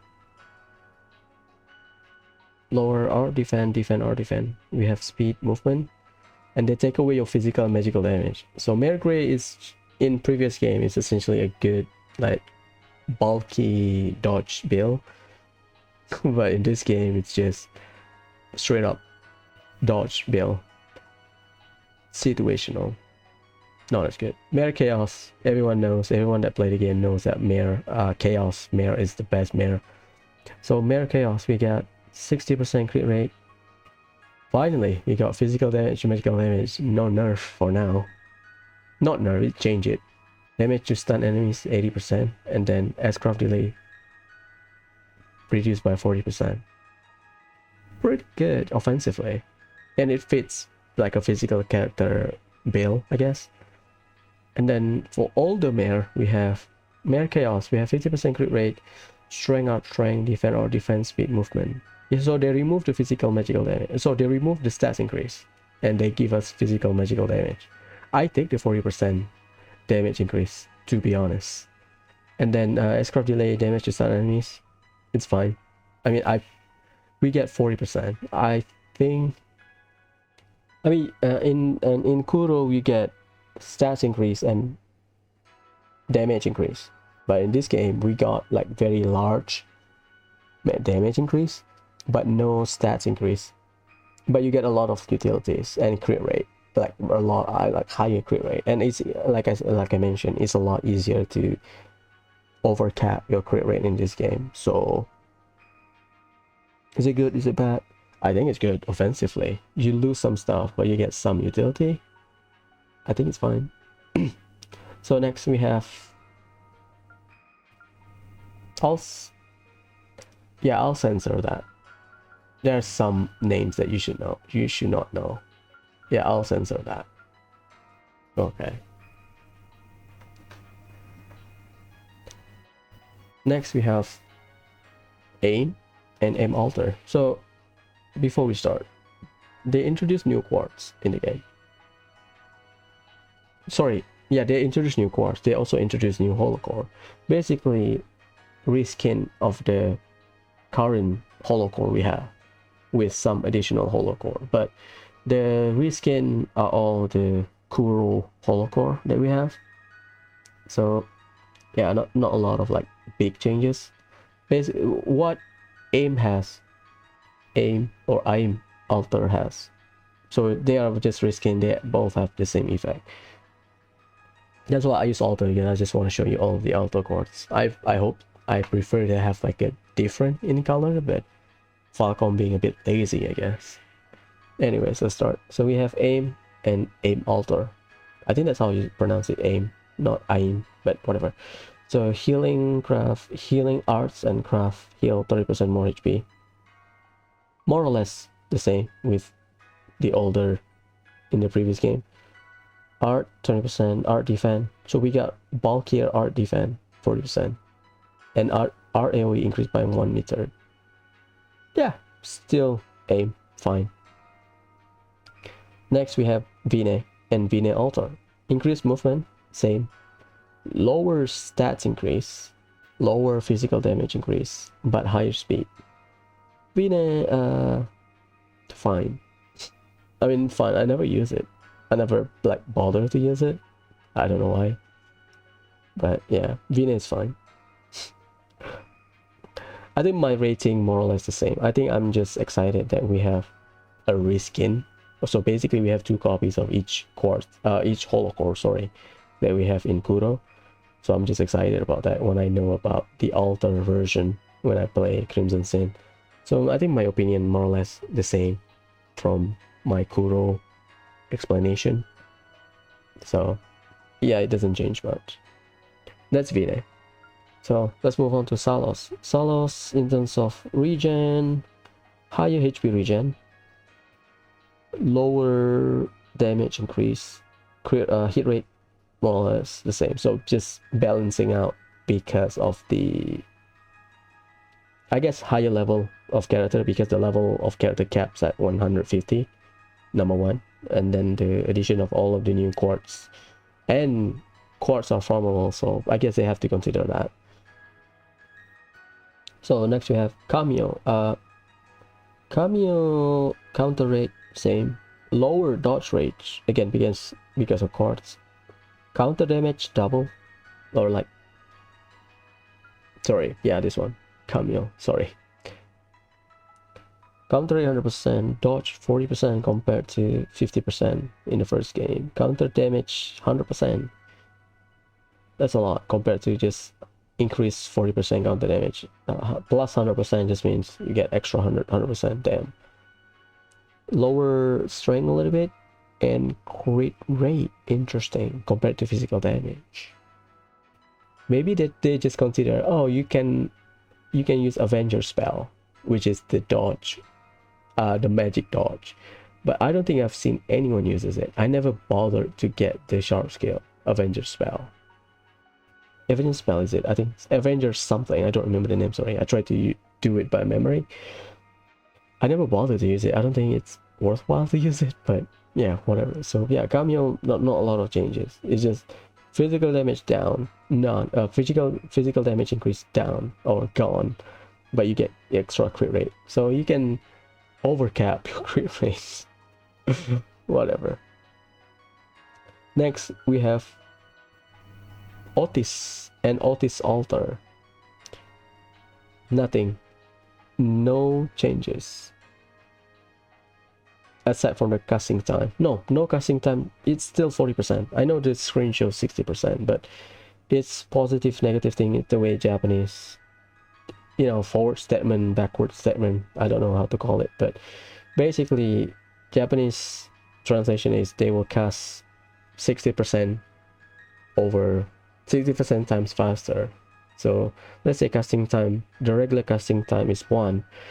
60% faster just mean you reduce it by 40%, if you get it. Okay. And the magic damage, straightforward. And then we have C3. C3 doesn't change a lot, I think. Lower damage increase, but you are bulkier. It's fine. Standard balancing act, just fine. No change. Next we have my favorite, Carabia. One of my favorite. Physical damage increase 40%. See, they change it. This is one of the biggest change I've seen. This is why I talk about it. Crit rate 60%. Good. So you can overcap. So you can crit every time if you're in boost, level 1 boost. But you lose like that 50% strength. Unfortunate. And the defend down, art defend down, same. Yeah, the strength is great. You lose a lot of strength, but I think again the scaling, the change a little bit, so I guess understandable why they change it. So next we have Rame and Rame Altar. EP cut 40%. Again, forward statement, backward statement, negative statement, or whatever.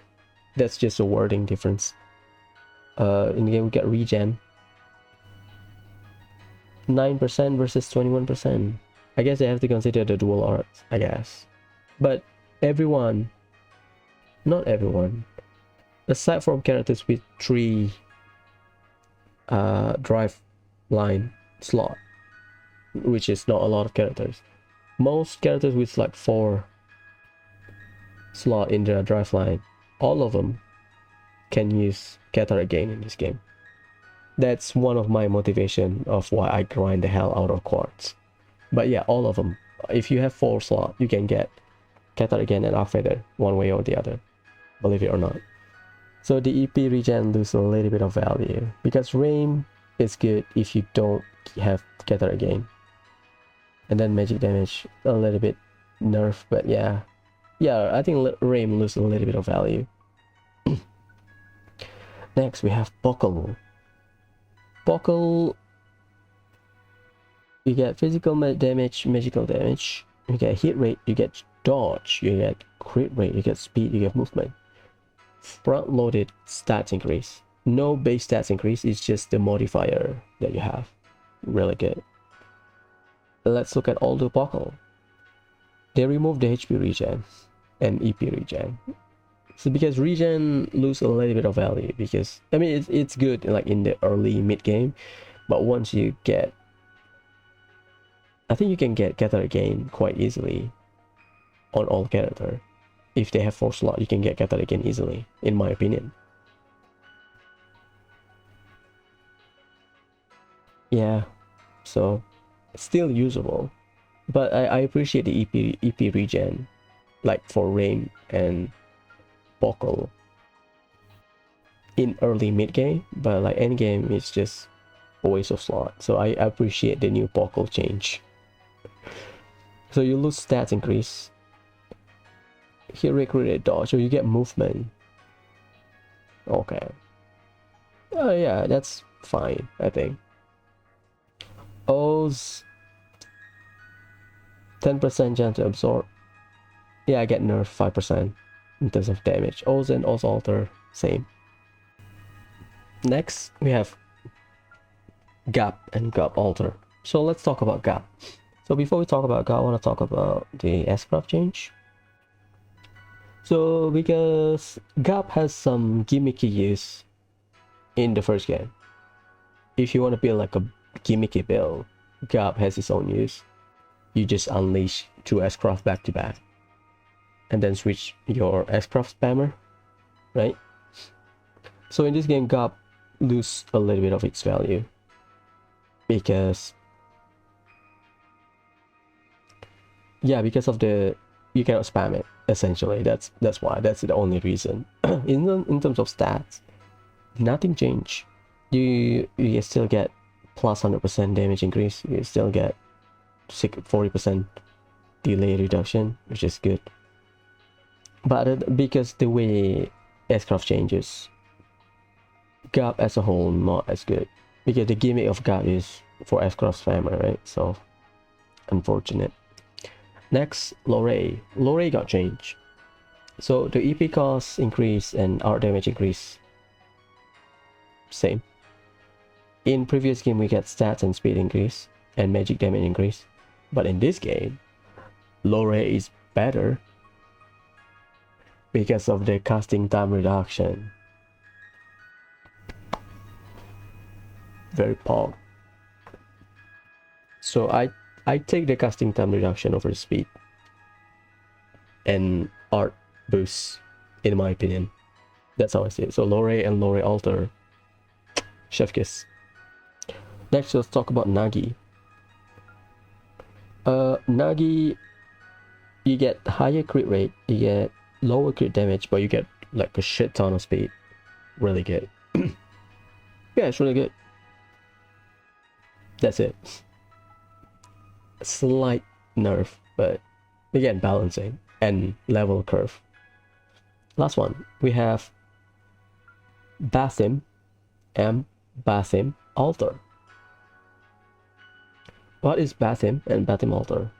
The extent of the duration of stun on enemies when you attack, okay. Damage against stun enemies, double compared to the previous game, because you know, level scaling or whatever. We get straight up physical damage and crit rate. Like in previous game we got strength, defense, and physical damage. I appreciate the crit rate. That's why I said you can overcap.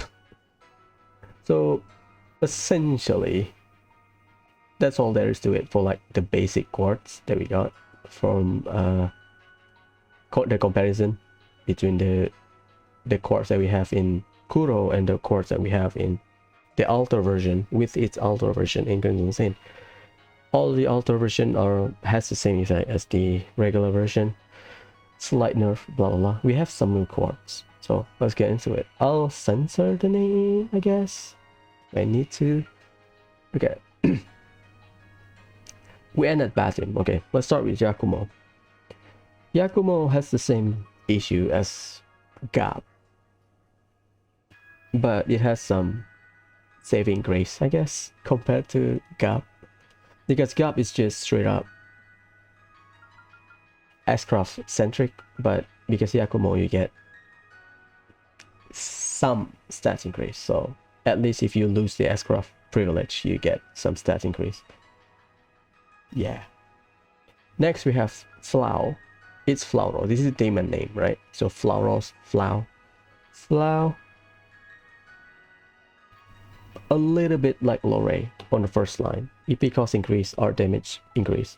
Fine. Next you have EP regen. And then you get EP cost reduction. No damage increase. It's just you have damage increase, the first line. But you don't get a magic damage increase. So Flow is strictly art spammer. So you cannot use craft with it. You don't get bonus from craft. Because magic damage counts for craft, because craft has magic and physical, and regularly art damage. Flow, really good. Like really, really good in my opinion. Yeah, use it. I mean, Flow is like my top 3. Lore, Karabia, Nagi, Flow. In no particular order, those are just like my favorite. Otis. Yeah, there's some good quartz, and having 2 copies of those for every quartz, just chef kiss. Okay. Next we have Ronwa. I think that's how you pronounce it. Okay, you get HP regen 9%, CP 6 every turn, defend or defend, very defensive, and S boost duration +1. Is it good? It's good for strictly support character. At least personally for me. I use Ronwa. I think that's how you pronounce it. It's not Ronwe, it's Ronwa. I use Ronwa on Katoru. He gets CP so that he can keep spamming shield and sometimes heal. You get S boost duration increase, which is good. So you get all of the buff, and you're very bulky. So Ronwa, pretty good in my opinion. It's really good defensively. Offensive, because Katoru you're not gonna, I mean, you can still one-shot stuff with Katoru. It's just that I value him defensively. So yeah. And then spoiler, I'll censor the name and whatever. So for spoiler number 1, you get strength, art strength increase 40%, defend or defend 28%, speed 42%. You get HP regen, EP regen 9%. You get CP gain 6 every turn, and S-Craft 100%. Spoiler number 1 is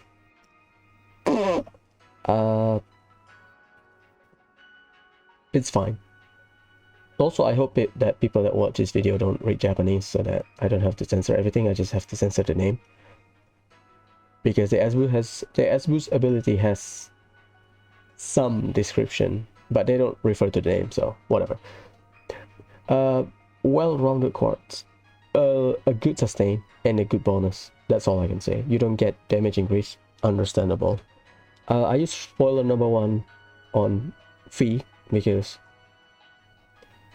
I like spoiler number 1 on Fee. That's it. And then spoiler number 2. Spoiler number 2 just straight up damage increase, 40%. I think highest tied to mare chaos, 40%, because the rest of the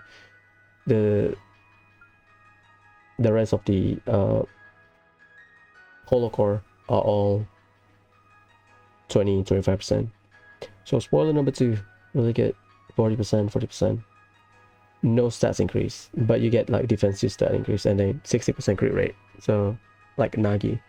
Spoiler number 2, really good. I use it on Zin because after using all of the regular Holow Core and the altar version, spoiler number 2, really good for Zin because I don't have any other option. So what's the current idea, the current thought of all of the Holow Core we have in Crimson Sin? From what I've experienced, having a reskin, which is essentially another copy of the quartz that we got, or sorry, the Holow Core that we got in the first game, adds a lot to the, because you have 17 party members. In the previous game we have 8, so basically double your party member. So having, and you also get some new quartz, so having those reskin or +1, another copy of the previous Holow Core, adds a lot for me, because sometimes I wish I have like 2 Lore, I wish I have like 2 Otis. I got it in this game. So overall I think they are pretty good. Again, some balance changes, but I think they give a lot of like crit rate for like some of the offensive one. So that's why I said you can like, essentially you can overcap your crit rate, which is good, because if you overcap means you can consistently crit, right? So yeah, in terms of Holow Core, yeah, I'm pretty happy with the option. I wish they like, my only issue is that they don't like, they have just used one color for the altar version. Like make like a different ring or something, you know, copy the color of the regular Holow Core, but add like a different hue to it or something. Maybe they don't want you to get confused or something, but or they can change it with the sorting system, you know, like we have M altar, Vine altar, Salos altar, but it's a lazy one. But whatever, it's just, you know, it's just nitpicking on my part, so I understand. So yeah, so essentially that's all are the changes of combat changes, the new addition of combat action mode, command mode, all of the quartz,